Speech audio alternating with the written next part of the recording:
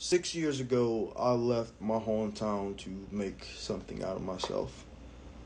I grew up from a poor family, and we didn't really have much at all. We grew up in like a shack, and what ended up happening is I got an opportunity for a job that would change my life forever.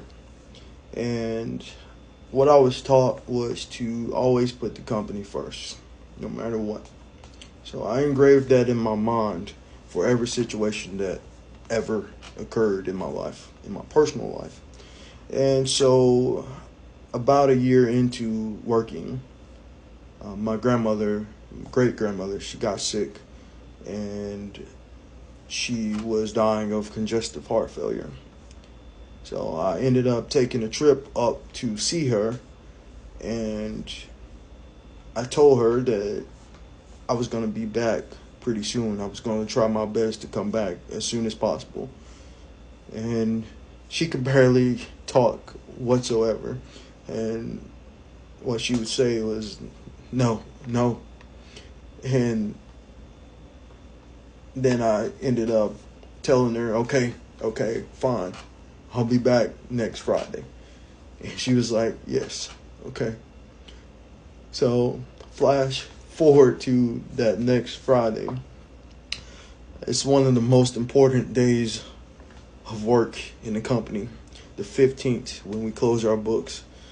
And what ended up happening there is I was so tired when I got off work. And I made the decision in my mind to just go tomorrow, that Saturday. And she was still going to be here. My grandmother passed away that night. And I felt like she was waiting for me. And I let her down. And when I was younger, I neglected her so much. I didn't want to be around her because she talked so much. But as a man, growing up, I'm like, man, I miss you so much. I miss how proud you were of me and how you always tell me you're proud of me.